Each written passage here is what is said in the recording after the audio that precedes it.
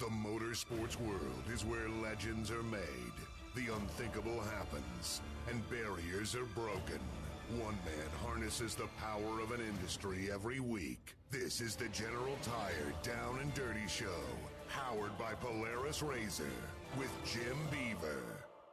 Welcome to the General Tire Down and Dirty Radio Show, powered by Polaris RZR. Hopefully, you guys have had a great holiday. I know we took a week off, and now we're back in the swing of things. Christmas is upon us. I've already got the Christmas music playing in my truck. Melikaliki Maka, yes, little Bing Crosby going on this morning. Yes, we are here through the duration, through December. Let me tell you, we have some massive announcements to come up with in regards to the radio show and a bunch of other stuff in 2021. So it's going to be an exciting month. But not only that, we got some exciting guests lining up for not only this show, but the entire month of December. So if you think there's no motorsports going on and this show is going to be lame, stop, pause, correct yourself, because trust me, we are coming out swinging. I've also been working on a ton of projects. Got a new project with Rigid Industries I've been working on with their new Chase Light. So we're going to be talking about that. I've been filming some commercials, got some rad video content coming out and things like that. So we got a lot of stuff upon us. Thanks to all you tuning in, whether it's first time or you're a regular listener, at Sports Byline and those 200 networks, U.S. American Forces Network. Thank you to our military. Thanks to all our friends there at Sirius XM, Channel 211, Dan Patrick Radio, tuning in Sunday mornings here on the show, Podcast One, Apple Podcasts, downanddirtyshow.com, and wherever you're listening, thank you guys for joining us, man. It's you guys that keep us going. Next year marks 10 years on air. Yeah, 10 years on air. Crazy to think that the show's been around that long, but speaking of reasons why we're being around that long, well, number one, it's because we always have hella good guests on this show, and this week is definitely no disappointment. We have Baja 1000 overall champion Luke McMillin locked in right here on the show. We've got Baja 1000 overall UTV winner Wes Miller locked in right here on the show, and we have rally legend going into the Canadian Motorsports Hall of Fame, my good friend Nathalie Richard, on this show as well.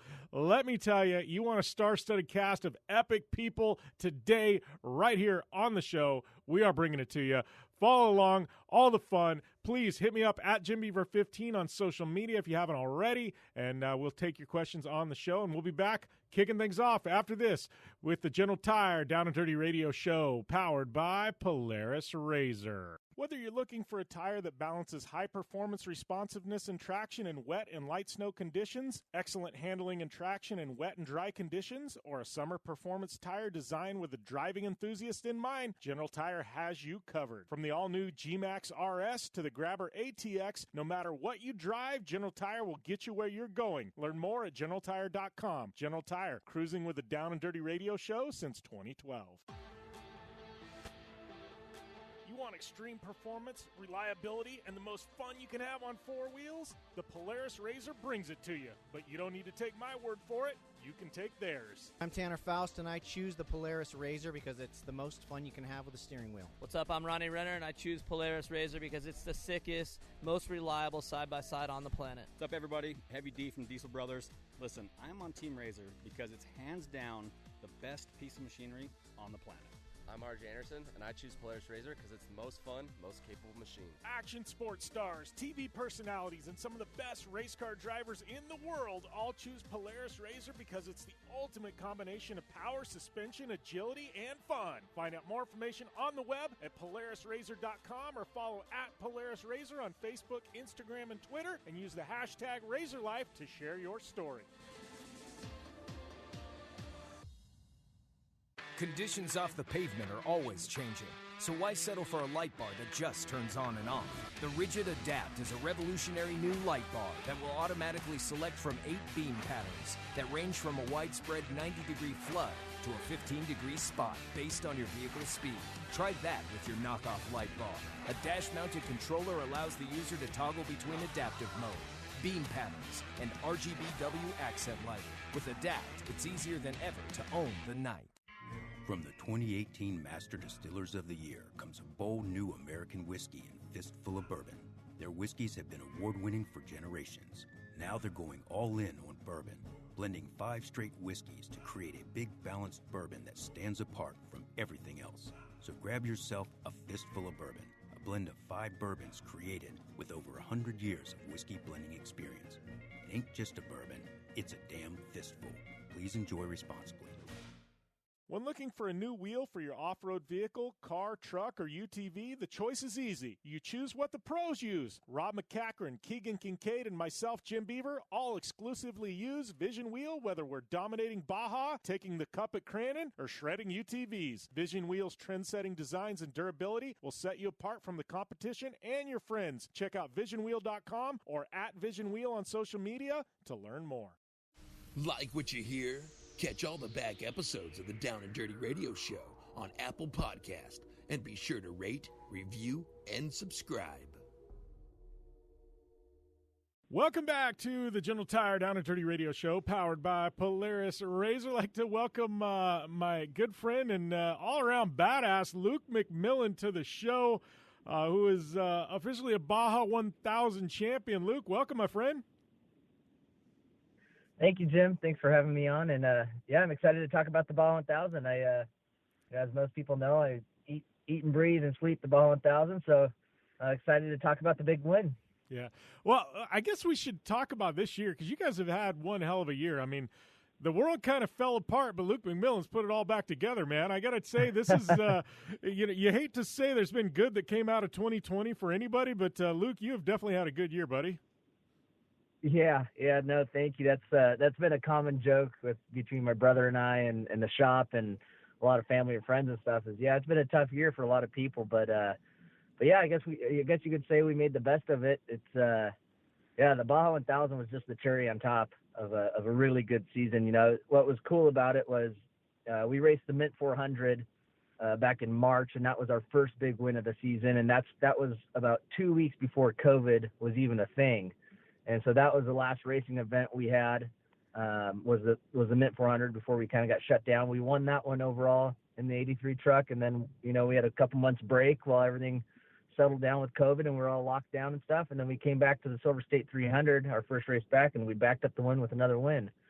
So that was really cool. That was a great way to start the season. And then it was time to get down to Baja, later in the year once, Mexico allowed us to come down south again. And the entire team did awesome. I got to also mention my brother won the Baja 500 and then we go and win the Baja 1000. So yeah, 2020 was just about as good as it could get as far as racing goes for McMillin Racing. But pretty ironic.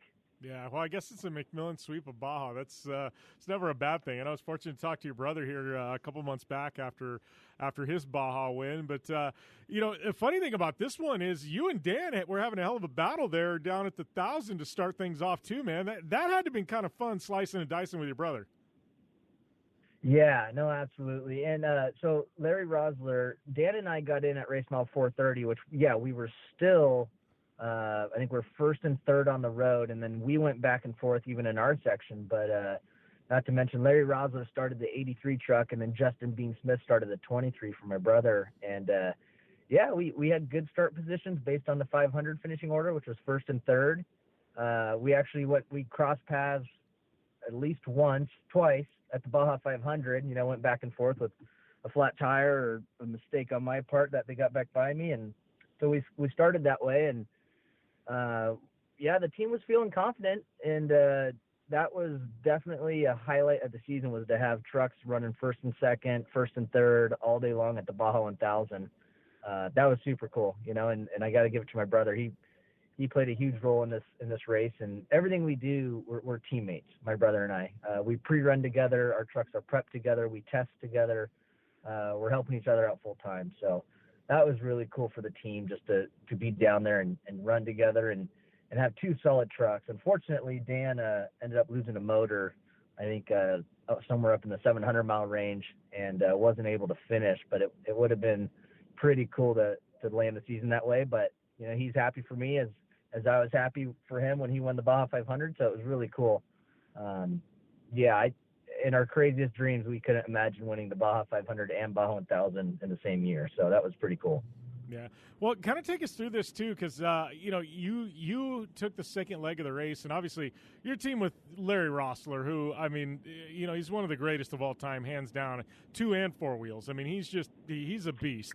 And Larry, I mean, you're teaming with him, and obviously you're not worried about the speed or anything like that, but there's got to be a little of that, a little anxiety because you're sitting there, you're sitting in the chase truck for half a day waiting for your turn to go, man. I mean, waiting for the race to come to you. And, and I've been in that position where it's a bit of Russian roulette. Something happens early on and there's a problem, and then all of a sudden you get in there and you're just kind of racing for a finish, so you always kind of always have that, that's sitting out there where you might not be able to get real racy, but man, you get the truck handed to you and you're right in the thick of things, man. Yeah, no kidding. And like you said, I mean, Larry Rossler, I can't say enough about the guy. He is, in my opinion, the greatest Baja racer of all time. And like you mentioned, it doesn't matter if it's 2-wheel or 4-wheel vehicle. He's won this thing 18 times in class, and I think 14 overall, which is just incredible. And a lot of people want to write it up as well. He's a bike guy or he's this guy, and the bottom line is Larry's just flat out talented at off-road racing. I mean, in anything, you can put him in anything, he's talented. And yeah, like you said, so I'm hanging out at the pit all day waiting to get in the truck, and everyone's asking, are you nervous, are you ready? The only thing I'm nervous is something to happen to the truck, because I couldn't have anyone better driving it down to me, to race mile 430. And there's probably I can only think of 1 or 2, maybe 2 people that I would have the same amount of confidence in to get the truck to me if nothing happens. And so just to have Larry start your truck is calming in its own way, because you just know, he's been doing this for over 40 years. If he has a clean day with the truck, he's going to bring you a good truck in a good position, and the truck's going to feel really good. And that is exactly what happened. Larry and I have raced together the last 3 Baja 1000s, or this was our 4th actually. And yeah, we've led every single one of them. We've been out front, and just a real silly mechanical issue or just something super unlucky. And I hate blaming luck, but something would just bite us, and it was just such a bummer. So this year it was just like, all right, let's see what it's going to be. But I have every bit of confidence in Larry, like I should, just to be able to drive the vehicle down to me. And, a lot of people ask about the strategy and stuff. And what it comes down to really is the Baja 1000 is such a long, long day. I mean, it took 19 hours and 10 minutes. That the first half of the race is obviously very important, but it really doesn't matter. What really matters is that you just keep making headway, you keep making forward progress, and you bring your second driver a clean truck to go run that second half of the race. Because, just thinking about the course, it was real gnarly, that second half. The first half was tough. The beach is pretty standard, but it was a really tough course. And I feel like we say that every year, but just to keep moving forward is absolutely key. And that's what Larry did. And he brought me a truck 3rd on the road, just a handful of minutes behind the lead truck, which, like we had said, was my brother, which was pretty cool.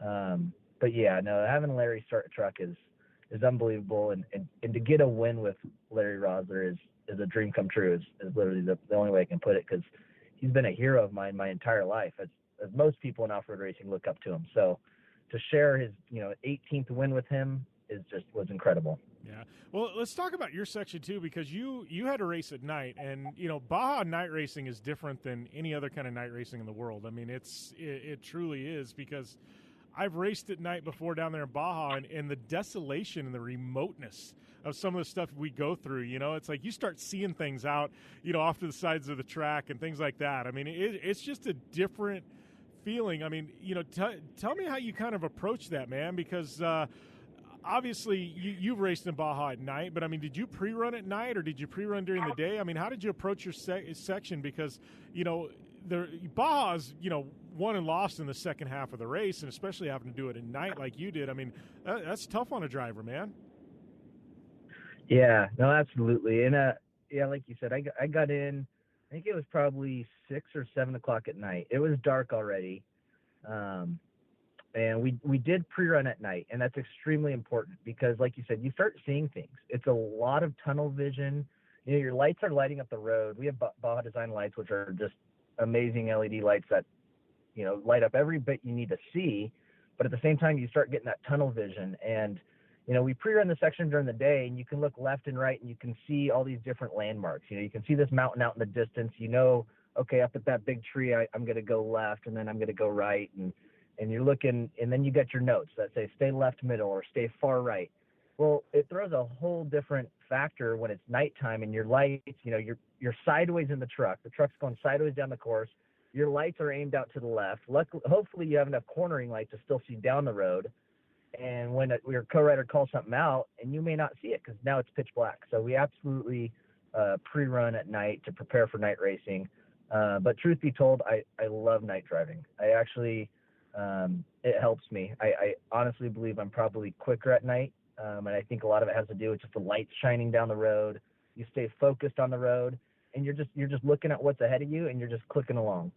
My section particularly was really rough, and it was long. So we got in down on Highway 3 when the course came back east from the West Coast along the Pacific. So I was on Highway 3. I got in, and I had a few hundred miles of the San Felipe Whoops to go. And then on top of that, after that, we had to go over the Cordina de Molina summit, which is, I call it the Los Pinos summit or the new summit. And that was just extremely narrow and tight. And pre-running, I had told myself, so, well, by the time we get to this point in the race, we're going to be 15, 16 hours in. Things are going to be pretty spread out. I just got to keep the truck moving and stuff. And that wasn't the case at all. I mean, we battled my brother and Pudia, Rob McCachran the entire day.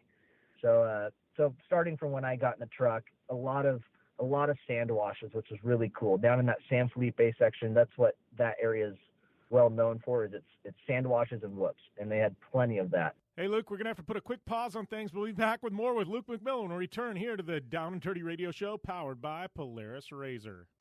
Your life demands a tire that provides durability, comfort, and performance, and that's what General Tire delivers for you. From the all-season grip of the Grabber UHP to the comfort and on-road manners of the Grabber HTS to the durability and off-road traction of the Grabber AT2, General has a tire that will help get you where you need to go. So let us take you on your next big adventure. Tweet us at General Tire, hashtag anywhere is possible. Because with General Tire, anywhere is possible. Don't just shred your way through any off-road rugged terrain. Get into gear with GSP XTV and let us redefine your adventure. The GSP advantage of quality and performance sets a standard for UTV axles. We strive to provide premium ATV and UTV axles to keep you shreddy ready. Kick up some dirt and get in the driver's seat with GSP XTV. With over 35 years of experience, drive with a company you can trust. Drive with GSP. For more information, please visit us at gspxtv.com today. You're listening to the Down and Dirty Radio Show, powered by Polaris RZR. All killer and no filler. Welcome back to the General Tire Down and Dirty Radio Show, powered by Polaris RZR. Right now, we've got my good friend and overall Baja 1000 winner, Mr. Luke McMillin, on the show. Luke, we had to cut you off because we were getting up against the time break for that segment. But, when we left off, you're in the middle about telling us the story of Baja and when you got in the truck. So let's roll from there, buddy. I got in. I was third on the road. My brother was out front, and Pudi was in between us. And I told Duncan, I said, my co-rider, so we're just going to get in there and hit our lines. And in the blink of an eye, we're going to be right up on their bumpers. And that is what happened. We hit our first sand wash. It's called Cuevitas wash. And we just had every line nailed in there. And we were just on rails. And before we knew it, we're up in their dust. And, of course, my brother and I, being teammates, he's calling out race miles. Race mile 755, everything's okay. Duncan starts the stopwatch. Boom. Okay, Luke, we're 45 seconds behind him. We just hit 755. So we're going off of that. And then the whole time I'm thinking, wow, and Pudi is in between us. This is incredible. I don't see him. I'm in dust. My brother's 45 seconds ahead of me, and there's another truck in front of us. And the dust was so thick that you literally couldn't even see the thousands of lumens of LED lights he had on his truck, but I could see his roost. So I'm like, all right, well, now it's time to be patient because, like you said, the Baja 1000 is won and lost in the second half, and patience is key. It's a 19-hour race. So we back off. I let Pudi and my brother go at it, and I'm like, let me just hang out back here. One of these guys is going to stub their toe, make a mistake, and I do not want it to be me. There's no one behind me. Time to be smart. And so that's what we did. and Pwrd ended up getting a flat tire. We picked him off. Now we're second on the road, which was really cool, because then it was, again, my teammate 23 and 83 out front. 1 and 2 is like, wow, this is something else. And I ran up on my brother. I'm calling him on the radio, just want to let you know that I'm the next vehicle behind you. Not necessarily, hey, move over or anything, but just, it's not in Pwrd, it's me. Don't be too concerned about, getting hit or getting chased. It's your teammate back here, So we go up this wash, and my brother calls back, how close are you? I'm like, well, I can see your lights. I'm here, I'm here. And you got to think my big brother, he pulls over. He's running a little bit more conservative. He's got the new all-wheel drive truck. Yeah. So he ends up pulling over for me. And he's, go Luke, go win this thing, is what he said. And I hop on the radio and thank you. And we took off. And that was really cool. So for the 4th year in a row, we were out front of the Baja 1000 again physically. And that was just a wave of emotion. Like, okay, here I am. It's back in the palm of my hand. What's going to happen? How are we going to handle this? Yeah. And so yeah, sorry, go ahead.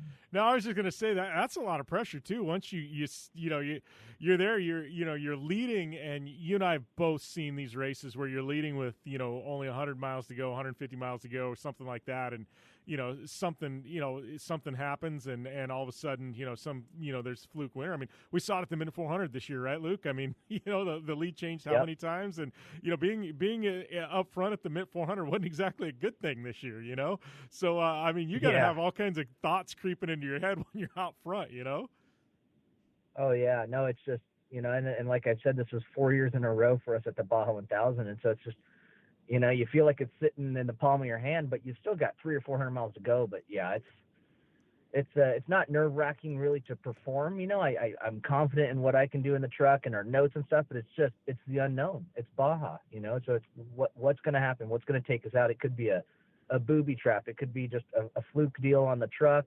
It could be that I make a mistake. I've been getting beat up in this truck for hours, and anything could happen. You come around a turn and you had a ditch or a rock marked from the other day, and someone changed it. Someone moved a tree in the road. You come around a blind turn. I mean, Baja is all about the unknown. So yeah, we're out front, and it's just like, I wonder, what's going to happen. And we're cruising. We're moving at a good pace, obviously, but at the same time, it's just, in my head, I'm sitting there trying to think, okay, what pace do I run? How do I get this truck to the finish line? How do I make sure I don't get beat? Because that's one thing, after being taken out in the lead with mechanical issues, that's one thing I told my team is, I said, if this truck lives, I refuse to lose. I'm not going to lose. So I pre-ran the last 100 miles, I think 7 or 8 times. Because I said, if I get in a battle there, there's just no way I'm going down without knowing I put up a good fight. Yeah. Well, yeah. Well, all that being said, obviously, you walk away with Baja 1000 win. You guys had a phenomenal year this year. Everybody going into next year, I mean, they've got Luke McMillin in their sights going, hey, this is the guy to beat. He was the guy in 2020. I mean, heading into 2021, what are the plans for you guys? I mean, I know you love Baja. I got a feeling we're going to see you, full score series. Anything else on the calendar you guys like to go and do? Yeah, so yeah, like you said, we love Baja, and it does take priority for us. That's just what our family's into, and and specifically the Baja 500 and Baja 1000. Of course, score kind of bases the start positions of that based on the San Felipe 250, which is a great race as well. And then there's the Baja 400, which we're kind of funneled into going to that one. So on top of that, we'll be at the Mint 400 this year for sure, representing BF Goodrich Tires, like always. But that's a big event to them, and it's the Mint 400. It's a well-known race. The exposure it has is great. So we're going to be racing there. Even with COVID kind of coming back with this third wave, or whatever you want to call it, coming back, I think there is a little bit of unknown with Mexico. So we're kind of waiting it out. We actually don't know what our first race is going to be, whether it's going to be San Felipe in February, or we will go to the King of the Hammers, which, again, the King of the Hammers is an amazing event. Dave Cole does an awesome job. It's one of my most favorite events. We've got a first and a second place there the last 2 years they ran it, and I'd really like to go there, but unfortunately Mexico kind of takes priority. So we're gonna kind of wait and see for that first race, and then next season at some point, and I'm not sure when, we're going to be debuting an all-wheel drive truck, an 83 all-wheel drive truck. So my brother's in one right now. I'm currently building one with the Mason brothers. So that's another factor that I'm kind of waiting to see the timing. You know, the two-wheel drive I've been running is 7 years old. It's my baby. I've been working on it a long time, but it's a little bit tired. It needs some updates on geometry and horsepower, but it's still winning. Like you said, you know, we had a great year, so if it's not broken, don't fix it, right? So I'm a little unsure on what I want to do. I know the all-wheel drive is going to be quicker, but I don't know if I'm ready to give up the reliability. So that's kind of our season, what it looks like. We got 2 trucks to kind of pick from, and I'm not entirely sure on what we're going to race, but you'll definitely see us in Mexico, the Mint 400, and I'm hoping King of the Hammers. Nice. Well, Luke, man, we are up against a time break, buddy, but as always a ton of fun catching up with you, your brother, heck, your dad even. Love all the stories and everything, and looking forward to seeing what you guys got up your sleeve for 2021. Right on. Well, thank you very much. Thanks for having me on. And I love talking racing, so anytime I'd love to hop on and talk about it. So we'll see you guys next season, and I think it's going to be a great year. Well, heck, man, what a story from Luke McMillin on Baja, and wow. I mean, you know, I don't think people really realize. I mean, to win, say, Daytona 500 or Indy 500, it takes a hell of a lot of, 1, skill, but 2, you know, preparation and things like that. But I'm going to go out on a limb here and say that none of them compare to Baja and the preparation that goes into Baja. I mean, you talk about the Indy 500 in the month of May and all the preparation and things like that go into there, but Baja is a different animal, completely different animal. You go into the Baja 1000, I mean, it's double the length of the Indy 500, and on top of that, you know, it's stretched over 1,000 miles. Indy 500, I mean, you know, these guys are just looping in a circle, right? And I love IndyCar. You guys know that about this show, right? But it's a different level of preparation and logistics. I mean, Indy, once you're there and you've got your little garage set up, I mean, you're there for the month of May, and, you know, it's pretty easy, right? But with Baja, I mean, you've got people scattered up and down over 1,000-mile course, and you've got all these moving pieces. You want to talk about something that's insanely difficult. And it's just, man, it's another level of preparation to not only finish the Baja 1000, but to actually win. And the McMillin family, they've been doing it for, 40, 50 years at this point. I mean, they have it figured out. Obviously, McMillin's sweep of Baja this year with Dan McMillin winning the Baja 500. And then, obviously, Luke McMillin winning the Baja 1000. Huge, huge year for McMillin, especially Luke. I mean, what did he say? Won Silver State, won the Mint 400. I know at one point he was running up front at King of the Hammers. I mean, what a great effort, a solid organization. I mean, that family, they put their heart and soul into desert racing, and, Luke is definitely, like we said earlier in the year, I feel like this was his breakthrough year. Everybody knew he was fast. Now he's the guy to beat. There's a difference. You know, you're always in the equation. You're a top 5, top 10 guy. Everybody knows, this guy's going to be kind of tough, and he might sneak through. Now Luke's the guy with a target on his back. Like, he is number 1. Come get me, boys. I am Luke McMillin, and this is my race to lose. And, that's a total different level than where he was heading into the season. And you want to talk about a big year for Luke McMillin? I mean, he's my driver of the year right there in off-road. That guy, he has done it. But we're going to take a short break. We got another Baja winner, Wes Miller. He's going to be on the line when we return here to the General Tire Down and Dirty Radio Show, powered by Polaris RZR.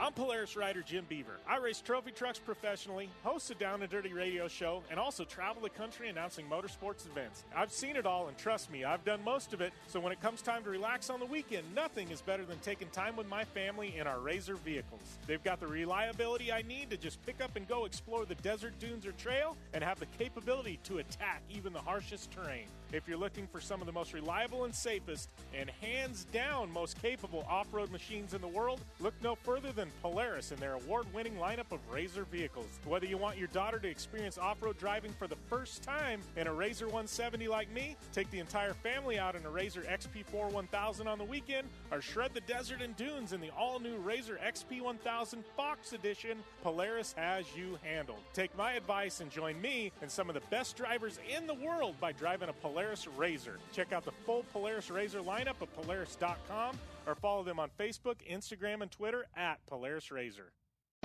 Your life demands a tire that provides durability, comfort, and performance, and that's what General Tire delivers for you. From the all-season grip of the Grabber UHP to the comfort and on-road manners of the Grabber HTS to the durability and off-road traction of the Grabber AT2, General has a tire that will help get you where you need to go. So let us take you on your next big adventure. Tweet us at General Tire, hashtag anywhere is possible, because with General Tire, anywhere is possible.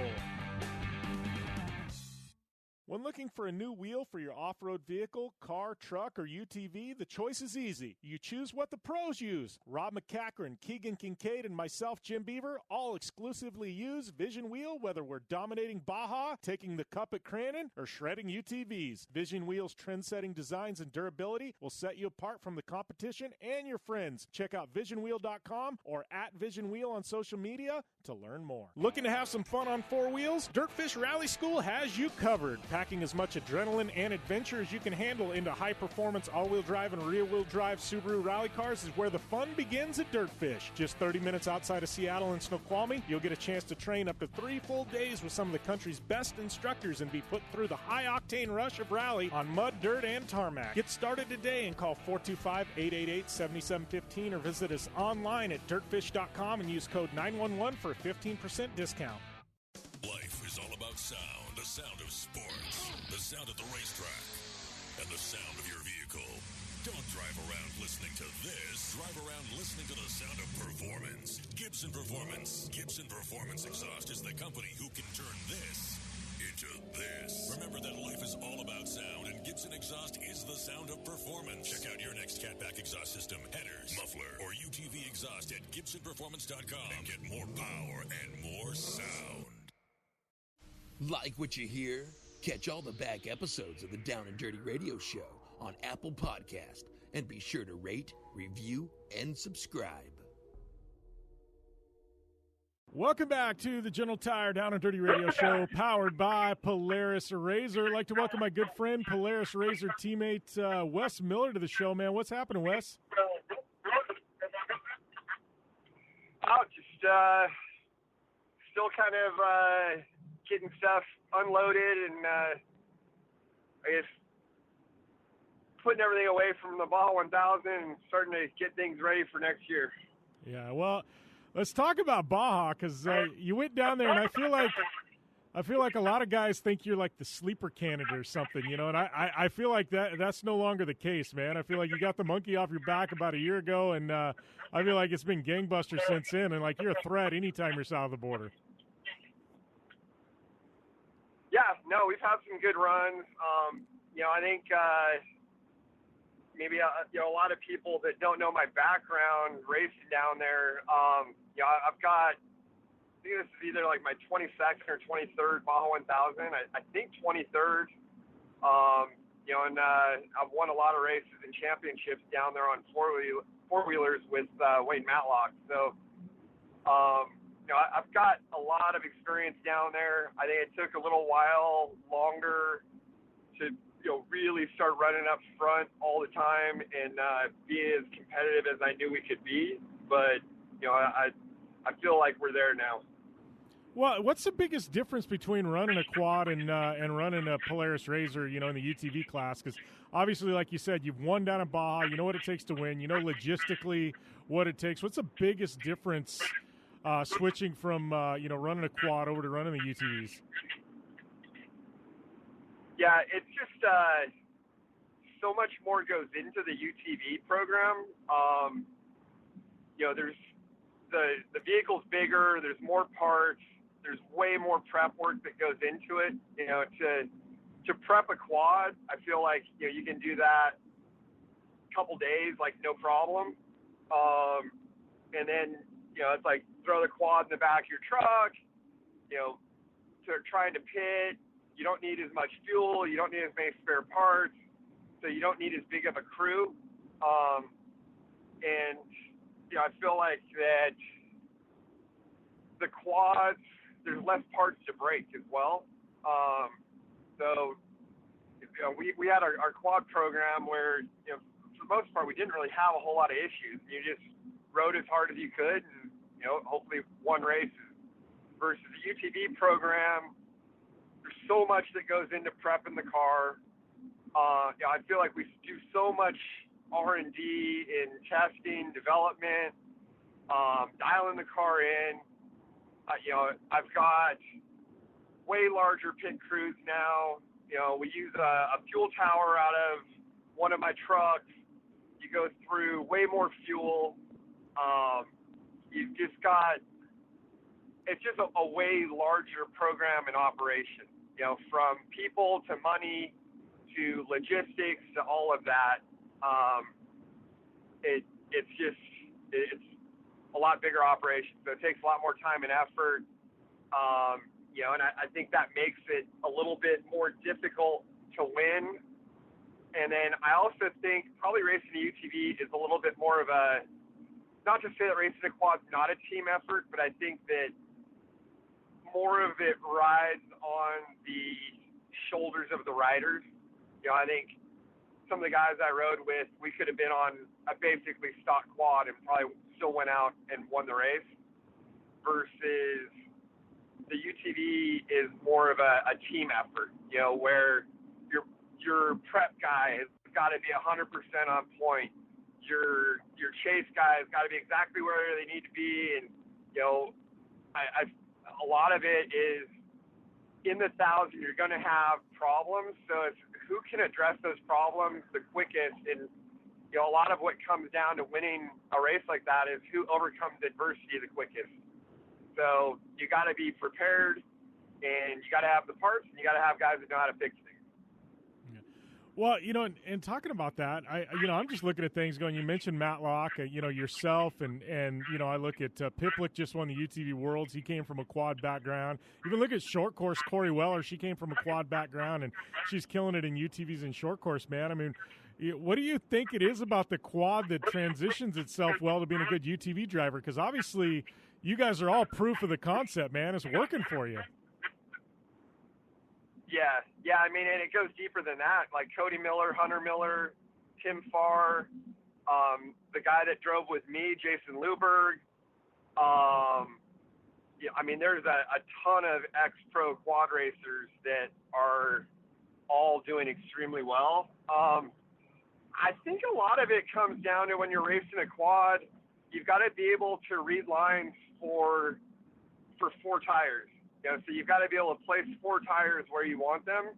And I think a lot of that crosses over. And then a lot of the seat of the pants feel of how you drive a UTV. I think having that quad background of you're sliding through corners more. Like, I think, versus like a dirt bike, you're more railing through everything. And you're leaning it over, versus like, I think a quad and a UTV, just a UTV is a larger version of a quad with a steering wheel instead of handlebars. So I think that's why so many, top pro quad riders have been able to make that transition and, do extremely well in the UTV arena now. Yeah. Well, let's talk a little bit about this year's 1000, dude, because, I mean, it had kind of a weird vibe going in, and I feel like there wasn't as much, I guess, pizzazz around it, and obviously there's a lot going on in the world and things like that. But, looking at this year's race, obviously you guys had a slugfest in the UTV division, man. But kind of take us through this course, because it wasn't an easy 800-mile course, even though it was shorter than normal. Yeah. I mean, whenever it's a loop, the courses are generally pretty rough. Yeah, I felt like last year they made probably the toughest loop course that we had done. And, I was kind of curious to see what they would come up with this year. And Jose, the race director, was like, hey, Wes, you're going to really love this new course. We added a bunch of new stuff. And that's one of the things that I liked about it was we went out and pre-ran. I was like, man, I've never done a bunch of this before, which was kind of exciting because it was neat to go through some areas, do some trails that I hadn't been on. After we pre-ran, there was like straight up sections where they made, I think they went on Google Earth and like, hey, we're going to go from point A to point B. Like, we're going to let them figure it out when they pre-run. And just there is not a whole lot of trail there, and they had cut some new stuff in, and there was really, really slow technical terrain. And so I knew it was going to be kind of a tortoise and hare race of you had to run a smooth, consistent pace and not have any mechanical issues. I think every really long desert race is kind of like that, but I didn't feel like it was going to be a sprint by any means. And we kind of had that mindset. I was concerned that there were a lot of areas I felt like there was a really big potential for bottlenecks. And I was concerned, about a bottleneck, which is something out of your control, really affecting the race.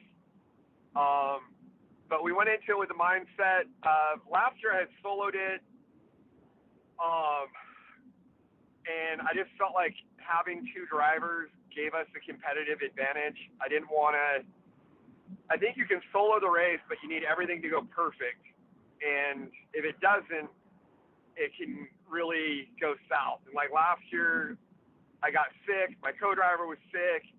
We had power steering issues, and it was one of the most miserable 25 hours I've ever spent in my life. I don't think I've ever wanted to quit doing something as much as I did last year.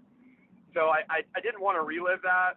So I wasn't sure who I wanted to drive with, and I finally decided to go with Jason Luberg, who he had raced, I think, in 05 on a quad with me, and then in 17 in a RZR, and then he also had done the race last year with another team. So he had some experience. He doesn't speak Spanish, and he's not a total seasoned Baja veteran, so I wanted to pair him with somebody that had more of that experience. I put him with Jeff Hoskins, who he's an old factory Kawi three-wheeler racer, and he's run Spec Trophy down there. He's been to Baja a lot. He knows his way around. He speaks Spanish, and he runs a prep shop out of Brawley. So I felt like he was the perfect match for Jason, because I think Jason's a top short course driver back east, has some Baja experience, but I felt like having that kind of more grizzled Baja veteran in there with them would be an asset. So I felt like we had a really strong package of driver and co-driver with myself and Donnie Powers, and then Jason and Jeff. So our game plan was I would start the race, go to BMT 3 at race mile 422, and then Jason would do the San Felipe loop, and then I would get back in at La Saldana, which is like around 740, and take it to the finish. That was our game plan going in. Well, I know Luberg. I know him well. He's a good friend of mine. And that guy, I feel like, can wheel just about anything. You throw him into any kind of situation, especially in a UTV, and he's going to figure it out real quick. So definitely, it's one of those where I don't think you can go wrong with him. But, obviously you guys took home the big honors down there this year. Looking at next year, man, I know it's kind of a reboot for everybody, kind of trying to figure out what's going on, where the world's going to be. What's your guys' plans, Wes, for 2021? I need to talk to Polaris a little bit more about it, but I'm leaning towards we're going to do the Score Series and then probably do a couple select races. I might do the King of the Hammers Desert Race, maybe like Mid 400, UTV World Championships, and stuff like that. But I feel like I have the biggest competitive advantage in Baja. And I enjoy racing down there, and I just I feel like Baja has the most. It kind of takes the most technical driving and like kind of the whole package of experience, knowing how to set up logistics and also knowing how to drive. More so, I think it's like more technical driving than most of the races in the U.S. So I enjoy kind of racing down there. So I'm leaning towards that being our focus. Yeah, I've always loved racing in Baja, especially like the 500 course has always kind of suited my driving style. So I get what you're saying. And I'm actually looking at the King of the Hammers race, the desert race particularly, going, this might actually be pretty technical in certain areas and things like that. So I'm kind of excited to see what they lay out, because I don't think it's going to be something like the Mint 400. I think it's going to be completely different. Yeah, well, I mean, one, if we're racing against 10 cars, as far as I'm concerned, the more technical, the better. Yeah. And then two, I think for the most part, we generally excel at technical courses. So, I'm all for it. I mean, I think the more of a driver's course it is, the better. Yeah, I agree with you, and I think them pitting UTVs against 10 cars is going to be interesting. And like you said, it's going to take a technical course for the UTVs to have a shot at dethroning a 10 car, But, man, Wes, we're kind of getting up against a time break, buddy, but I appreciate you taking the time. You are headed to Phoenix for the Expo, right? Yes, I am. So we're going to have the car on display there in the rugged booth. We'll be doing some different giveaways and contests, as well as like some meet and greets. So if anyone's going to that event, definitely come by and say hi. Then also, please like and follow me on social media. We try to do updates and posts all the time. So that's Instagram and Facebook. You can follow me at WesMiller70. Well, I appreciate the time, Wes. We're up against the time break. We're going to call this a segment here, and we'll be back with more here on the General Tire Down and Dirty Radio Show, powered by Polaris RZR. Conditions off the pavement are always changing, so why settle for a light bar that just turns on and off? The Rigid Adapt is a revolutionary new light bar that will automatically select from 8 beam patterns that range from a widespread 90-degree flood to a 15-degree spot based on your vehicle's speed. Try that with your knockoff light bar.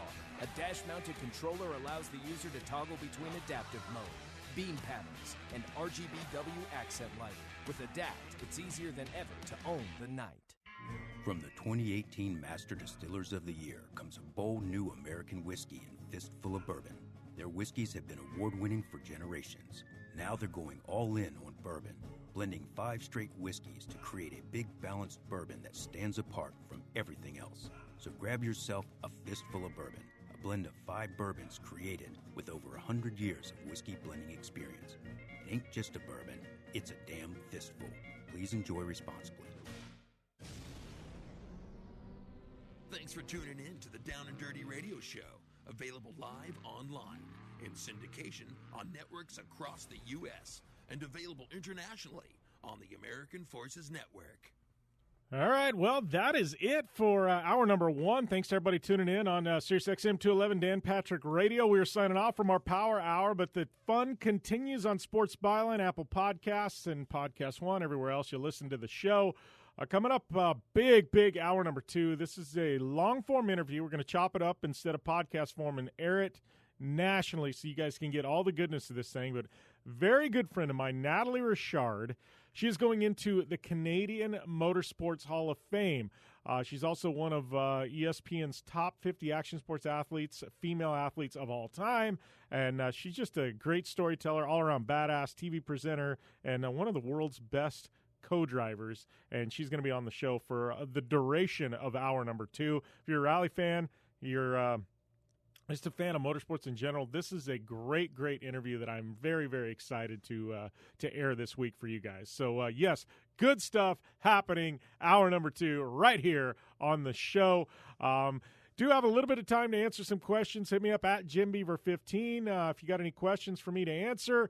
Also, if you're an Apple Podcast listener, please hit the subscribe button and please leave a rating or review. It definitely helps us out. And also want to mention our good partners there at iRacing.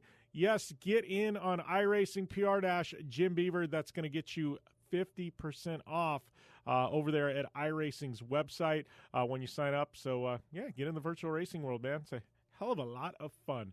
Anyways, yes, that's all we got for hour number 1 right here. Hour number 2 is coming up next, right after this commercial break on the General Tire Down and Dirty Radio Show, powered by Polaris RZR. Hang tight. You want extreme performance, reliability, and the most fun you can have on 4 wheels? The Polaris RZR brings it to you. But you don't need to take my word for it. You can take theirs. I'm Tanner Faust, and I choose the Polaris RZR because it's the most fun you can have with a steering wheel. What's up? I'm Ronnie Renner, and I choose Polaris RZR because it's the sickest, most reliable side-by-side on the planet. What's up, everybody? Heavy D from Diesel Brothers. Listen, I'm on Team RZR because it's hands down the best piece of machinery on the planet. I'm RJ Anderson, and I choose Polaris RZR because it's the most fun, most capable machine. Action sports stars, TV personalities, and some of the best race car drivers in the world all choose Polaris RZR because it's the ultimate combination of power, suspension, agility, and fun. Find out more information on the web at PolarisRZR.com or follow at Polaris RZR on Facebook, Instagram, and Twitter, and use the hashtag RZRLife to share your story.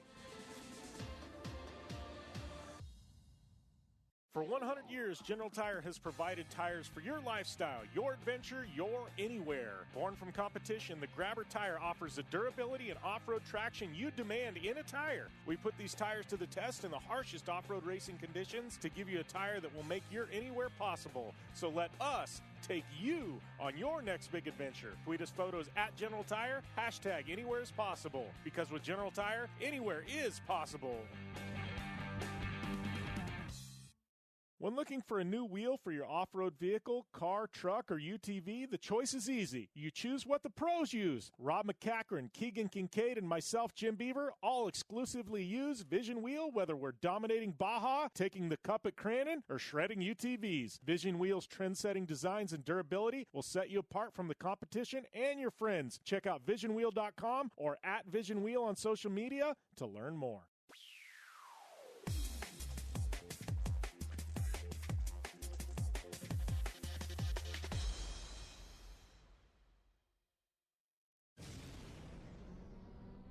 Thanks for tuning in to the Down and Dirty Radio Show, available live online, in syndication on networks across the U.S., and available internationally on the American Forces Network. Welcome back to the General Tire Down and Dirty Radio Show, powered by Polaris RZR.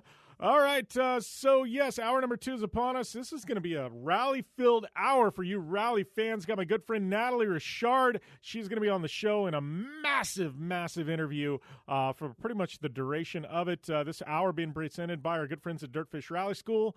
Find out more information at www.dirtfish.com. And, Dirtfish, they are massive partners of ours. And because of that, if you use the coupon code JimBeaver15, it's going to get you 15% off any and all classes over there at The Fish. But big news is this coming week, a little video called Gymkhana comes out. Yes, Gymkhana, and this is a very special Gymkhana with Mr. TP199 Travis Pastrana. So Mr. Pastrana taking over the reins from Ken Block to do an edition of Gymkhana, and I think it's going to be pretty rad. So very excited to see what comes out of Gymkhana with his Subaru and Hoonigan. And, Ken Block, he's been the staple of Gymkhana for years. Travis Pastrana, probably the one guy that can do this series just as much justice as Block did. And I'm really excited to see Pastrana around his streets in Maryland, his hometown. And, they're in Annapolis. And I know he jumped the harbor at one point, some other stuff. So this is going to be a lot of fun. I mean, Ken Block is a precision driver. Travis Pastrana is a stunt man. Not saying he's not a precision driver, but he's a stunt man. So we had a lot of precision driving with Ken Block. Pastrana, I'm expecting some more like shock value stunts. Who knows? Flames, fireworks, Nitro Circus stuff, right? We're going to see what happens when Travis Pastrana takes the reins. I think Ken is definitely a little more precise than TP. TP runs a little bit looser, and TP's quite the showman. So it's going to be interesting to see. I'm very excited about that coming up. I think we're going to do a live watch on the show next week in regards to that. So, it's going to be a whole lot of fun. But that would definitely be our rally news for this week, brought to you by our good friends at Dirtfish Rally School. They got a ton of rally content on their site. It's not only a rally school, but they're content and a media platform as well. Check them out, dirtfish.com. And like I said before, Jim Beaver 15, that is going to get you a 15% discount there at Dirtfish Rally School. So check it out on the website. We're going to have Nathalie Richard on the show. Return here to the General Tire Down and Dirty Radio Show, powered by Polaris RZR. I'm Polaris rider Jim Beaver. I race trophy trucks professionally, host a Down and Dirty radio show, and also travel the country announcing motorsports events. I've seen it all, and trust me, I've done most of it, so when it comes time to relax on the weekend, nothing is better than taking time with my family in our RZR vehicles. They've got the reliability I need to just pick up and go explore the desert, dunes, or trail, and have the capability to attack even the harshest terrain. If you're looking for some of the most reliable and safest, and hands down most capable off-road machines in the world, look no further than Polaris and their award-winning lineup of RZR vehicles. Whether you want your daughter to experience off-road driving for the first time in a RZR 170 like me, take the entire family out in a RZR XP4 1000 on the weekend, or shred the desert and dunes in the all-new RZR XP 1000 Fox Edition, Polaris has you handled. Take my advice and join me and some of the best drivers in the world by driving a Polaris RZR. Check out the full Polaris RZR lineup at Polaris.com or follow them on Facebook, Instagram, and Twitter at Polaris RZR. Your life demands a tire that provides durability, comfort, and performance, and that's what General Tire delivers for you. From the all-season grip of the Grabber UHP to the comfort and on-road manners of the Grabber HTS to the durability and off-road traction of the Grabber AT2, General has a tire that will help get you where you need to go. So let us take you on your next big adventure. Tweet us at General Tire, hashtag anywhere is possible, because with General Tire, anywhere is possible. From the 2018 Master Distillers of the Year comes a bold new American whiskey and fistful of bourbon. Their whiskeys have been award-winning for generations. Now they're going all in on bourbon, blending 5 straight whiskeys to create a big balanced bourbon that stands apart from everything else. So grab yourself a fistful of bourbon, a blend of 5 bourbons created with over 100 years of whiskey blending experience. It ain't just a bourbon, it's a damn fistful. Please enjoy responsibly.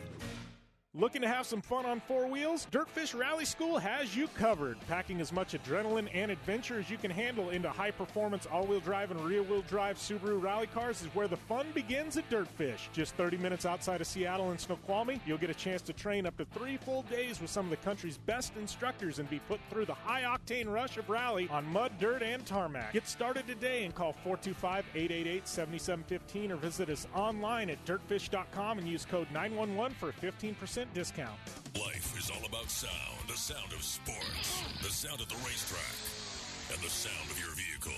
Don't drive around listening to this. Drive around listening to the sound of performance. Gibson Performance. Gibson Performance Exhaust is the company who can turn this into this. Remember that life is all about sound, and Gibson Exhaust is the sound of performance. Check out your next catback exhaust system, headers, muffler, or UTV exhaust at GibsonPerformance.com and get more power and more sound.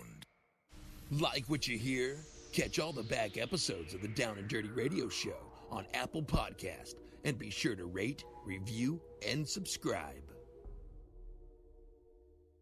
I'd like to welcome one of my guests to the show, and I got a feeling this interview is going to – I'm not saying which show because I got a feeling we're going to air it on probably all of the shows, but my good friend Nathalie Richard.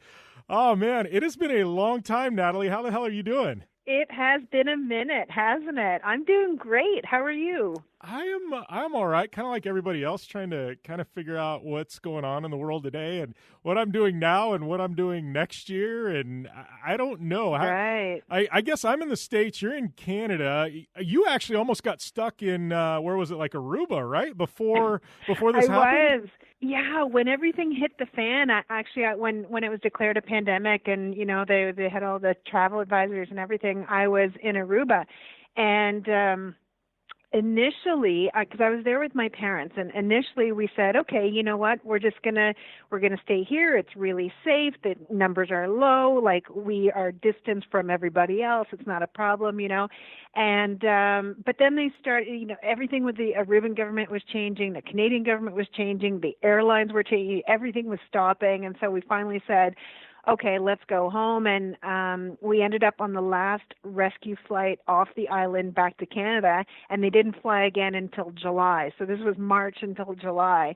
And so, I mean, it would have been a great place to be stuck. I wouldn't have complained with that, but it was good to be home too. Yeah. Well, and you actually go down there quite a bit, right? Because I know, you're one of my favorite people to follow on Instagram because, you, I don't know. It's almost like something the Travel Channel would put out. Like, I swear, you are one of my favorite people on Instagram because you never know what's going to pop up. But you spend a lot of time down there normally, right? I do, yeah. When I go down, it's usually for about a month, and sometimes, like last year, I was able to go down twice. I was lucky enough, but it is one of my favorite places. It's such a beautiful island, and, I'm not paid to say this or anything, but it's such a wonderful spot with the most beautiful beach, and once I started going down there, I realized that, it kind of spoiled me for everything else, and I've tried other islands, and I'm like, nope, Aruba's it for me. That's the top one. I'm going back. So we have timeshares down there and go down as often as we can. Yeah, well, I guess it's actually it's kind of, and I think one thing we've learned through this pandemic too, and I promise we'll get to some rally talk here in a little bit, but one of the coolest things, I guess a positive, I don't want to say coolest things, one of the positives that's come out of this is I know, like, now within the digital space, we can all work remotely. And I think now, like, it's an amazing time in the world today where even before this happened, but you could go and because a lot of people know you from Rally, you do have a day job. But you can go and work remotely for weeks at a time, and I did that during this. I went to San Diego and sat on a beach for a week or 10 days, and was working on my laptop sitting in the sand, and I think it's kind of a cool time where we can actually go and do that and work remotely and we're not leaving anything behind where 20 years ago, I mean, you were chained to a desk and there was no working remote, right? Exactly. And the thing is, so there's pros and cons to it. The great thing is, and like you say, I go to Aruba, as long as I can. It's not many jobs that you can say, okay, I'm going to pick up and go somewhere for a month and work from the beach, but like you say, because of technology, we can do that nowadays. So that's great. It gives me the flexibility, and my clients know, because I'm a financial planner. That's the day job you speak of. So my clients know that every year, this time of year, I'm always working remotely. So I'm still answering all my emails, and I'm still making phone calls, and I still have like Zoom meetings and webcasts and whatever, but I can't meet someone face to face and shake their hand, which we don't do now anyway, even though I'm back in my office. But the downside of it is that I'm always on. I'm never switched off, so my phone might ping at 7 p.m. and I know it's my work emails coming through, and I'm still checking them. I'm not necessarily answering them, but I'm still checking them. And I think, like, in the past 10 years, let's say, there's only maybe one time or two times that I was somewhere that was like a 12-hour time difference away, so I wasn't as connected. But it does give us that freedom and that flexibility, and I'll take it because I would rather have that than, like you said, be chained to a desk. So I'm okay with that. Yeah, there have been part of you kind of jonesing to get back down to Aruba just because of everything that's going on. You haven't been able to. To get back down to where, sorry? I said, part of you, I know you spend a lot of time down there. Is part of you like having the itch now that you've kind of been I don't want to say stuck in Canada because I love Canada. You love Canada. Obviously, you're from there. But has there been an itch to get back down there and, and knowing that, it's tougher to get down there now and everything going on? Like, you had an itch to really get back down there? Well, it kind of sucked to have to cut our trip short, which we did by 3 weeks, so I'm lucky in the sense that I did get a bit of a taste of it in March and, and had some time in the sun on the beach and got my vitamin D and all that jazz. That was great. And right now I'm planning to go down, next spring. I understand that those plans might change, but for now I'm okay. We had a great summer here in Nova Scotia. I'm not complaining about that at all. Yes, I would like to get back down on the beach, and I'm used to traveling a lot throughout the year. whether it's personal or work-related, whatever.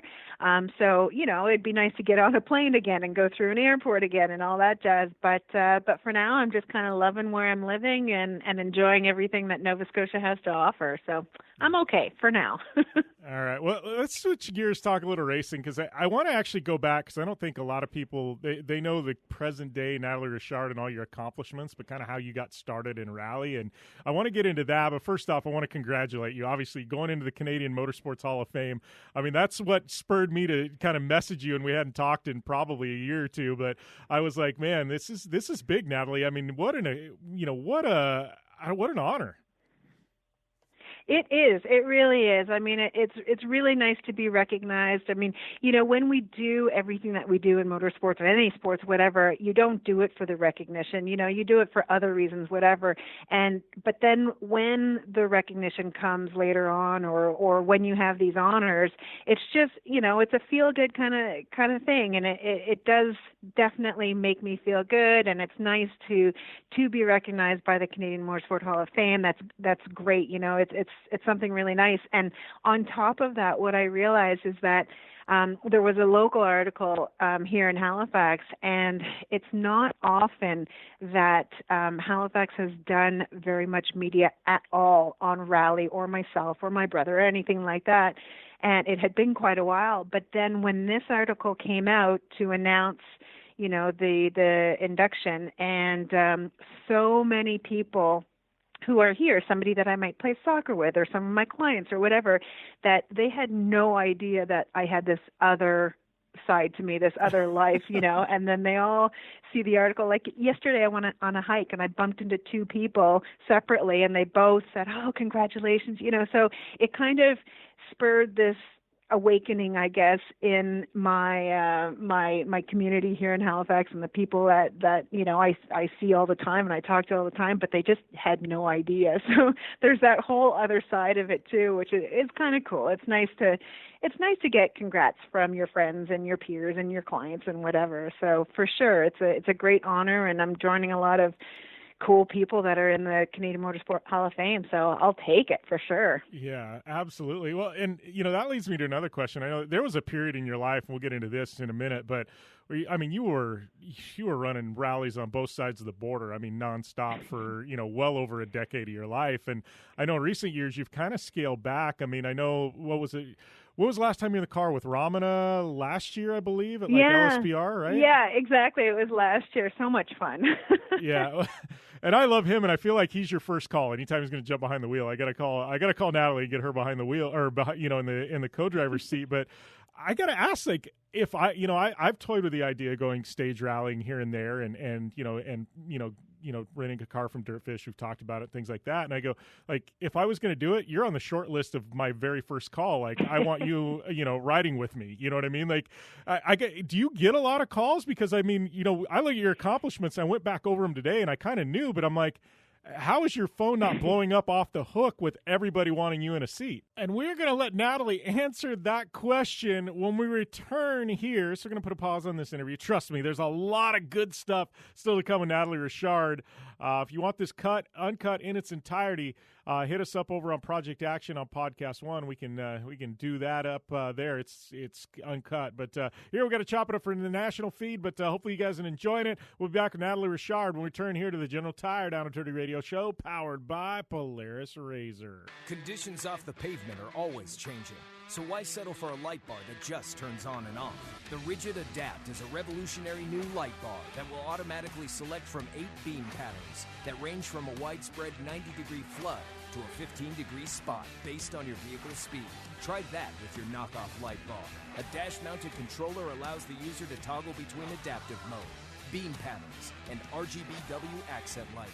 With Adapt, it's easier than ever to own the night. Don't just shred your way through any off-road rugged terrain. Get into gear with GSP XTV and let us redefine your adventure. The GSP advantage of quality and performance sets a standard for UTV axles. We strive to provide premium ATV and UTV axles to keep you shreddy ready. Kick up some dirt and get in the driver's seat with GSP XTV. With over 35 years of experience, drive with a company you can trust. Drive with GSP. For more information, please visit us at gspxtv.com today.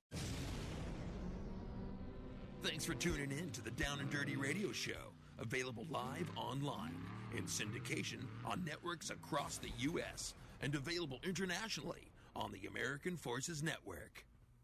Welcome back to the General Tire Down and Dirty Radio Show, powered by Polaris RZR. We got my good friend Nathalie Richard knee-deep in this amazing interview with the Hall of Famer Nathalie Richard. I like the way that sounds. But, yeah, do want to mention once again our good partners at Dirtfish. If you haven't already, please head over to dirtfish.com. Check out all their amazing rally content and use the coupon code JimBeaver15, and that's going to get you 15% off any and all classes. Let me tell you, going and sliding rally cars around up in, just outside of Seattle, beautiful, beautiful scenery, but a whole hell of a lot of fun, and you want an escape from life, that is what you need to do.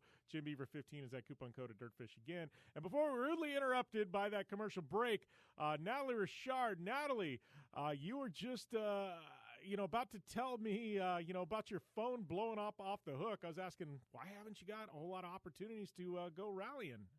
It's funny because I do get a lot of calls. I still get a lot of messages, whatever, some from people that I know and some from people that I don't know. But, back in, I think it was 2014 or 2015, I said, okay, no more, I don't know if I'm allowed to swear here, but no a-holes, no crashers, no newbies. Like this was my list of rules, right? And that whittled it down like really a small list. But honestly, like I do still get a lot of inquiries, whatever, and almost all of them I turn down. There's a few people that I know that if they contact me, it would be really hard for me to say no. But I have other things that I have to think of now, like my day job, like if my it's not like I'm running a flower store that if I'm not there, if I can't make a decision, whatever, it's still gonna run pretty smoothly. Like as a financial planner, I'm using my brain and I'm constantly, my decisions are imperative, let's say. So if something happens to me when I'm racing and I'm like in a hospital for 2 weeks or whatever, like it could seriously affect my business and my clients. So I have to think of that side of things as well. And then, there's a lot of things that come into play. So even somebody who might be on my short list, I have still had to say no, just because it doesn't work out or the timing doesn't work out or whatever. But then when I do an event and my name gets out in social media or whatever that I'm doing events, like it spurs more phone calls, so, I deal with those, but it's not that, I love rallying and I'll always love rallying, but my heyday is over, let's say. Every once in a while, I don't say that I'm retired because I'm not fully retired, but for the most part, I pretty much have to turn things down. Well, and it probably doing it, and I know Ramana, he's been highly successful, and he kind of comes in and does it, he does a rally here and there, and because he enjoys it. He wants to get back behind the wheel, and I got a feeling like when you're approaching it the way you do, you probably really enjoy being in the car, whereas when you were doing, a dozen, 15 events a year, like it got to be a grind, and sometimes it was a job. Like now there's probably an enjoyment factor, right? Yeah, well, I mean, I always enjoyed it, but the level of preparation and the work that had to go into racing back in my heyday, let's say, it's completely different. Like now, like we might be 2 weeks prior to one rally and I'd be still working feverishly on the next two rallies following that, so it was just a constant grind. Like you say, there was always work to be done and, keeping on track of stuff and whatever. But obviously I still loved it. If I didn't love it, I wouldn't have done it as much as I did. So there's always that wonderful component of loving what you're doing and being able to make some money out of it too, which was fantastic. But now when I do an event like I did last year with Ramana, it's purely for fun. Obviously, we're still safe and try to go fast, but we're having fun, and that's the main point of it, So it's completely different when I do a race now compared to when I did one 5 or 6 years ago. It's very different, but still a lot of fun, tons of fun. Well, and let's go back, because I kind of want to go back to start and kind of, obviously, I think a lot of people know, your gateway in, but let's go even further back. So you grew up in Canada. You moved to Australia, which I just learned doing my research for this. I had no idea you moved to Australia. You went to college, then you moved back to Canada, correct? And you took a job managing your brother's team. Is that how this worked? Sort of. You had the right components there. So when I had graduated from my undergrad here in Canada, I was living and working in Toronto, and this is in 1999, and that's when my brother started rallying. And I had no clue what rally was back then. Like, I didn't even know that he knew what it was. But, he saw it on TSN, and he's like, oh, cool, we have that here in Canada. And, like, within a month, he started rallying. And I didn't know what it was, but I knew that he was coming not too far. He was coming to Quebec for an event, and I said, okay, well, I'm going to go check it out. My parents decided that they were going to drive from Halifax, and they were going to check out the same rally, and they didn't know what it was either. And we went, and we're all like, oh, my God, this is really cool, So within 2 weeks, I decided that I was going to start managing his team because he was doing all the events in Canada and all the events in the States in his first year of competition, wow, which is pretty nuts, but whatever. That's what he wanted to do. So I said, okay, I'm gonna help him out. And that's how I got introduced to the whole sport, and slowly, like, he had one co-driver in the States, Ben Bradley, and there was one event that Ben couldn't make, and I'm like, okay, I'll sit in there, and I took a little co-driving course, and off I went, and I wasn't very good. And then, but Pat was like, he was pretty good about it. And then about 2 months later, his Canadian co-driver, Ian McCurdy, he couldn't make one of the Canadian events. And I said, oh, okay, I'll sit in there too. And so that's how I started getting in the co-driver seat, was just from managing his team and just kind of sliding in because he needed someone. And so I did that with him for a little bit, and then I moved to Australia, and I did a few rallies while I was down there, and I said, I love it here. This is a great country, and, whatever. And I said, the only thing that would bring me back to Canada is if I got a really good, rally gig. And lo and behold, my brother called, and he said, okay, do you want to be on Subaru Rally Team Canada with me? And I'm like, hell yeah. So I picked up all my stuff, and I moved back to Canada, and then it went from there. So that was 2004, and that was ended up being a kick-ass year for us when we won the Canadian, U.S., and North American Championships. So that was the first Triple Crown right there with my brother in the first year. So, yeah, it started off well. Well, and truthfully, that's a whole nother story.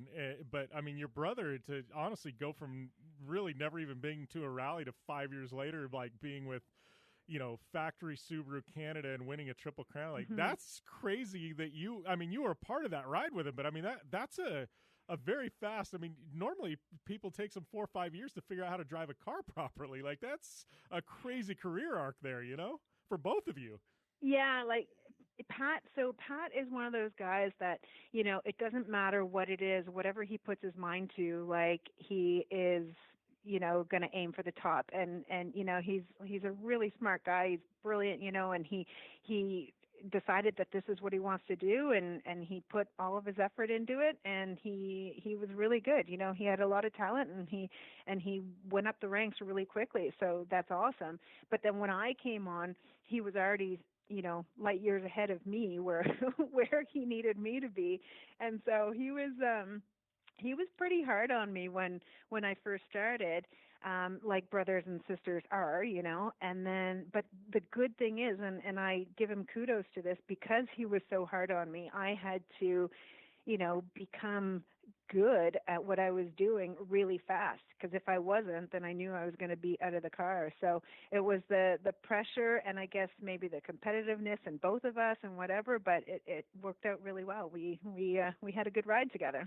Yeah. Well, and as all this is going on, I know you'd said the only thing that would get you to move back from Australia to Canada was a good rally gig. I mean, obviously you're a financial planner now. Did you have a day job then when you were doing all this crazy stuff, cross-border racing in Canada, the United States? I mean, there was that whole decade there where you were just kind of insane traveling and that. Were you still working the day job, or were you strictly dedicated to rally? Yeah. No, it wasn't lucrative enough for me to just rally, so I did have some part-time stuff on the side. And so my undergrad is in business and commerce, and so I've always been involved in the investment industry, since 1997, I guess it was, whatever. But I also got my postgrad degree in teaching. So I was a teacher as well, and it for a while there, like I was doing 4 jobs. The main one was co-driving, and so that was my number one, in terms of schedule and whatever. And then working around that, I was doing some substitute teaching in French here in Halifax, and then I was also working for my father's financial planning business, and I was also translating press releases for motorsport from French to English. So these 4 jobs I had all worked really well around each other, and I never got bored. I was always doing something different, but it just worked really well. And so I'm lucky in the sense that I was able to do all that and do what I wanted to do, my passion, which is rallying, and still make ends meet by doing all these other things too. So I was lucky. Not everyone can do that. So no. And I kind of there was, I feel like, this period, and I don't want to call it the golden era of rally in North America, because I think that's discrediting a lot of guys like John Buffum and people like that in the past. Right. So I want to be careful with the way I word things, but there was an era of rally in the United States and Canada where, and a lot of it was when the action sports people, Pastrana came in, and Dave Mira, and obviously you had the factory teams in Canada, here in the States, and X Games got involved. You're able to do X Games a couple of times. But, I mean, do you feel fortunate? Like, there was just that era there where rally became really almost mainstream, in North America. And I know it has been in Canada, and you guys have had a great television package up there. But here in the States, I mean, you were a part of that. And I really, it's hard to replicate it. I mean, it was on TV a lot and things like that. I mean, do you feel fortunate to be a part of that and been able to do X Games? Because, like, I don't see that changing in the next decade. And I look back previously and it just wasn't there, but you were a part of that, I don't want to say golden era, but that special era of rally here in North America. And once again, we're going to put a pause on things. We will let Nathalie answer that question when we return here to the General Tire Down and Dirty Radio Show, powered by Polaris RZR. Whether you're looking for a tire that balances high performance, responsiveness, and traction in wet and light snow conditions, excellent handling and traction in wet and dry conditions, or a summer performance tire designed with the driving enthusiast in mind, General Tire has you covered. From the all-new G-Max RS to the Grabber ATX, no matter what you drive, General Tire will get you where you're going. Learn more at GeneralTire.com. General Tire, cruising with the Down and Dirty Radio Show since 2012. Looking to have some fun on 4 wheels? Dirtfish Rally School has you covered. Packing as much adrenaline and adventure as you can handle into high-performance all-wheel drive and rear-wheel drive Subaru rally cars is where the fun begins at Dirtfish. Just 30 minutes outside of Seattle in Snoqualmie, you'll get a chance to train up to 3 full days with some of the country's best instructors and be put through the high-octane rush of rally on mud, dirt, and tarmac. Get started today and call 425-888-7715 or visit us online at dirtfish.com and use code 911 for a 15% discount. You're listening to the Down and Dirty Radio Show, powered by Polaris RZR. All killer and no filler. Welcome back to the General Tire Down and Dirty Radio Show, powered by Polaris RZR. Jim Beaver here, along with my good friend Nathalie Richard, Canadian Motorsports Hall of Famer. Nathalie, we are, I don't know, we're getting close to the end here, but we still got a lot left in the tank. But you were, we're kind of talking about the golden era, golden age of rally here in North America. Yeah, it was really cool to be a part of, for sure. And I think it was just before social media really caught on.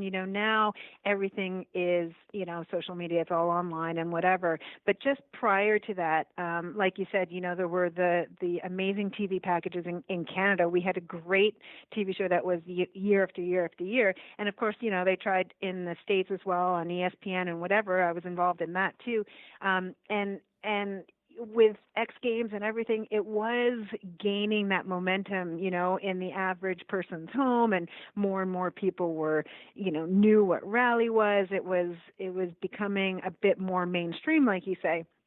But now it's different in the sense that, there's still a lot of exposure, but it's not, you're not necessarily seeing it on the ESPNs and the TSNs and RDS and whatever.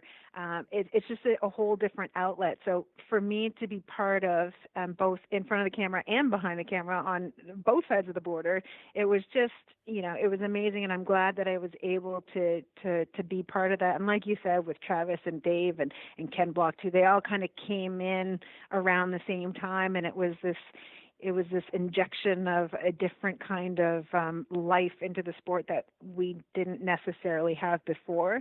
So it was pretty cool to be around for all that. And it's different than how it is now. I'm so glad that I was part of it then. And I also think sometimes when I look at social media and how things get out now, it just seems, so much easier to just post it as opposed to what we had to go through back then. But yeah, no, I mean, it was really cool to be a part of, and I know what you mean about the golden years, and I agree with you. We can't take away from some of the other big names like Buffum and whatever, but it was a special time, that's for sure. Yeah. Wait, how did the whole TV host thing come in? Because you were doing that on both sides of the border, and I know how did that pop up? Obviously we know you can talk well. You can both speak French and English. Like, how did that pop up? Because that was an awesome opportunity. You've done a lot of television work. Yeah, it was pretty cool. I'm just trying to think of how it started. I mean, it's all thanks to Lawrence Partington, actually, at TV To Go here in Canada. He was the producer for the show for both the French show on RDS and the English show on TSN, and he asked me if I wanted to be a part of it, and then he ended up also producing the show that was showing on ESPN as well. And that year I wasn't in a car full time in the States, and so I was doing the ESPN show in the States with him, and prior to that I had done the Canadian shows while competing. So I was hopping out of a car, somebody would be there waiting for me with a cameraman and microphone, whatever, and I would do my little blurb in English, and then I would change microphones and do my little blurb in French, and then I would go do an interview with someone and do an interview with somebody else, and then I might have had like 2 minutes to go pee before we had to leave again in the rally car. So it was pretty hectic, but I enjoyed doing it all. And I would do it again last year. I was part of the team that was doing the online webcast, I guess, of the Tall Pines Rally at the end of last year, and that was fun too. It was I was an anchor in the studio, so I wasn't on site, but it was very different, still a lot of fun. And I don't, I wouldn't say no necessarily if that opportunity came up again, because I do enjoy it, and it's a sport that I love and I know. But it was pretty cool to be part of it before, and maybe one of those opportunities will come up again. We'll see. Yeah. So I'm looking down this list of accomplishments, and I know probably one of my favorite things was a few years back. I know X Games named you one of the top 50 female action sports athletes of all time, and I know you and Chrissy Beavis were both on that list, and I thought that was huge for Rally to have both of you on that list, and it really, I think your guys' accomplishments, it really was a statement and had people think again about Rally. But I'm looking down this and, 47 national victories, at both sides of the border, 10-time North American champ. 5 times in Canada, 3 times in the U.S., 2-time Triple Crown. Kind of take us through some marquee moments that stick out in your mind, because this is a lot of accomplishments, and I don't want to go rally by rally, but there's got to be a few battles or moments that stick out in your head that were like, some of your favorites. Yeah, for sure. Thanks for naming all those, by the way, all those accomplishments. I forget about some of them sometimes, so it's nice to hear when somebody else says them, because I'm like, oh yeah, I forgot about that. But for sure, the X Games list, that was pretty cool, and for Chrissy and I to both be listed there, it was nice. I enjoyed that. I can't remember how many years ago that was now, but it was pretty cool for them to include Rally on that list, because it's not as common as a lot of the other sports that the athletes are from. But yeah, for sure, I did enjoy that. In terms of things that stick out, somebody asked me this not too long ago, and I said that winning the Triple Crown is probably the toughest thing, because we all know how hard it is to win one championship. And like for people that don't know Rally, It's not like you win one event and win the championship. You accumulate points throughout the season. And so in order to win a title, to win a championship in 1 year, you have to be pretty consistent throughout the whole year in order to get as many points. And so to win one title in a year is tough enough, as we know. But then the Triple Crown, which is winning the North American, the Canadian, and the U.S., all three titles in the same year, that's pretty tough. And so when Pat and I did that in 2004, it was the first time that had ever happened. And so that was really cool, like making history. And then in 2010, Antoine and I repeated it. So those were both really tough things to accomplish, and I'll probably name the Triple Crown winning as a definite highlight. But if I had to go back and decide which rallies were stand out in terms of that was sweet, it would have been back in 2005. I was competing with my brother. We were a privateer team, and we were competing in the States against Stig Blomqvist. And Stig, who, he's amazing world champion, Stig is a big name in the world of rally. And he was competing over in the States. And it came down to, we're at the Colorado COG rally, obviously in Colorado. And on the last stage, we were a couple seconds back from him, and what's funny is that we're actually competing using his used tires. So they had a team over from the UK, and they had a much bigger budget than we did. And so my brother was buying their used tires, and we were competing on their used tires. And it was all down to the last stage. We were behind them by, a couple seconds. I can't remember how many exactly, but we had to push flat out, balls out, on this last stage. And I remember my brother, he was cutting the corners like you wouldn't believe. And I'm just thinking, I hope nothing's on the inside of these corners, because we were cutting them, Anyway, we end the stage, and we ended up beating them on the entire rally after 2 days by 0.4 seconds, and that was just like oh my God, it was a great moment. So yeah, that one definitely stands out for me. Yeah, that's great. 0.4. And, and it's funny thing is, I think a lot of people, and I've got a lot of off-road listeners, and a couple of seconds is nothing. And actually in a lot of motorsports, a couple of seconds is nothing. But in rally, when you're at that level, I mean, to make up just a few seconds on a stage, I mean, we're talking, like you said, I mean, to win by that margin, though, I mean, that's like a NASCAR and IndyCar finish. That's crazy. I know. And I'm not like, we won not just the stage by 0.4. I mean, we won by a few seconds, but the entire rally by 0.4 seconds. And it was just like, holy mama. It was a good win. That was a good feeling. That's a blink. You know what I mean? That's a blink. Yep, that's not even. That's wow. That's one heck of a moment right there. And, and it kind of goes back. And that's one thing that I think is really key here. You talked about your brother and what he's accomplished, but you have been very, very successful. And a lot of it goes to, you've been with some of the best drivers in the world too. But, a lot of the programs, you've been on factory programs, but a lot of your victories and stuff came, when you guys were running on a smaller budget. And I think that's a credit to how well you are in the car as a co-driver, but also the drivers you surrounded yourself with, because you've done a whole lot with the teams and the partners you've been with in the car, but with a whole lot less than some of the competition you were competing against. Yeah, 100%. And the thing is, like I tell people all the time, that in order for things to work, in order for you to win a championship, to win a rally, to win a stage, everything has to work, not just the driver being, game on and the co-driver being on point as well. The mechanics have to be awesome. The car itself has to be awesome. Like everything is like such a crazy amount of teamwork, and everything has to work in order for you to do well. And so I've been lucky enough that I've, like you said, I've had drives with and teams and seasons with amazing drivers, very talented drivers, which is awesome because you can't win without that.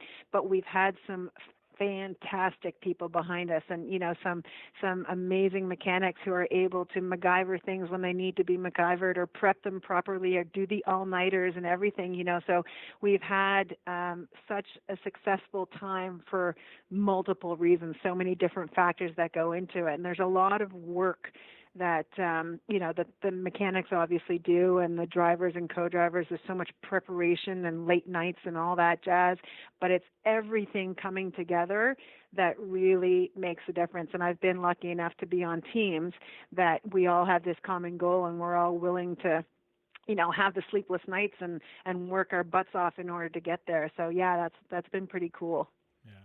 Well, Nathalie, we are up against our we actually went over our 30-minute hard break, but the conversation was great. I feel like you and I could sit here probably for an hour or two and just catch up, just because it's been so long. Probably.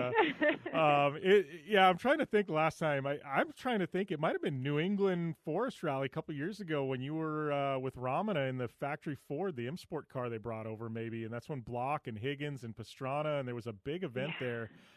It's probably one of the biggest North America, or the biggest U.S. rallies we've had in probably the last decade, I think. But I remember that. That might have been the last time we saw each other in person, maybe. I think it might have been. Like, I was trying to think of this too, but I think that might have been it. And if it was, what a great rally to be at.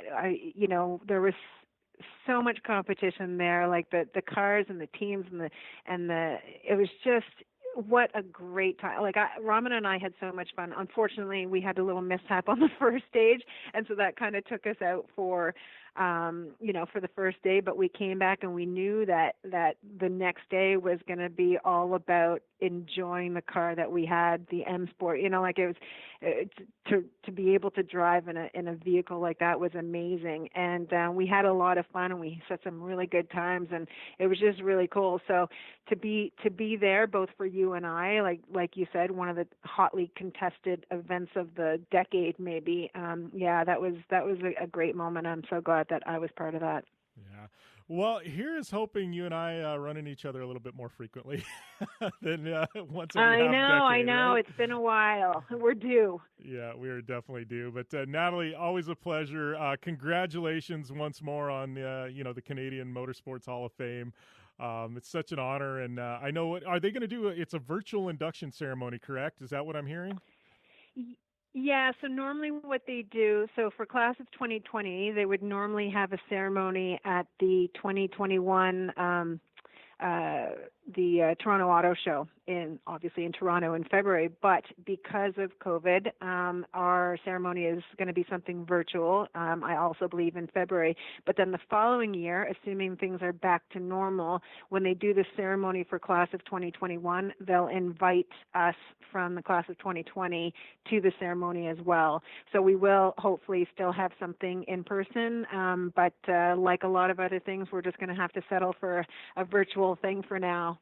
So it's unfortunate, but it is what it is, and I'm not going to complain about that. Yeah, no, the honor is still all there, and I'd like to thank Nathalie for the opportunity to interview her. And we got to take a short commercial break. We'll be back to wrap things up here on the General Tire Down and Dirty Radio Show, powered by Polaris RZR.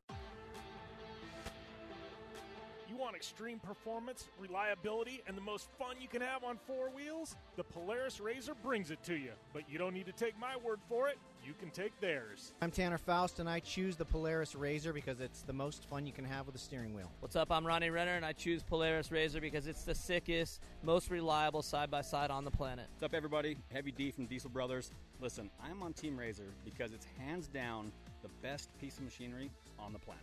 I'm RJ Anderson, and I choose Polaris RZR because it's the most fun, most capable machine. Action sports stars, TV personalities, and some of the best race car drivers in the world all choose Polaris RZR because it's the ultimate combination of power, suspension, agility, and fun. Find out more information on the web at PolarisRZR.com or follow at Polaris RZR on Facebook, Instagram, and Twitter, and use the hashtag RazorLife to share your story.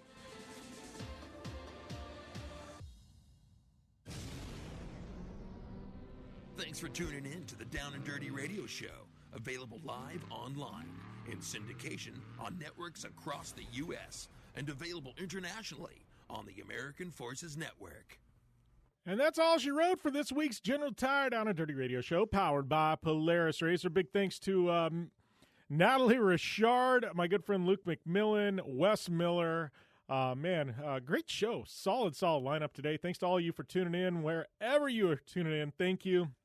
Once again, I encourage all of you to go over to Apple Podcasts, hit the subscribe button to this show, and leave a rating or review. Check out Project Action on Podcast One, my other show as well. Got that Nathalie Richard interview uncut and unfiltered right there. Very lengthy on Project Action. So if you want that uncut, it's a place to get it at. I'm at JimBeaver15 on social media.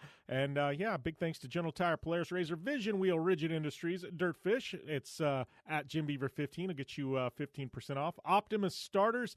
And, Down and Dirty Radio Show. It starts with Optimus. Our good friends at GSPX TV Axles and iRacing. It's PR-JimBeaver. That'll get you 50% off there at iRacing if you want to go virtual racing.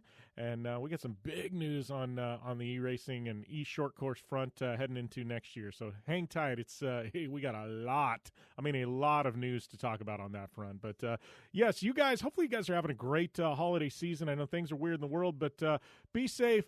Take care of yourselves, and we will be back with more next week right here on the General Tire Down and Dirty Radio Show, powered by Polaris RZR.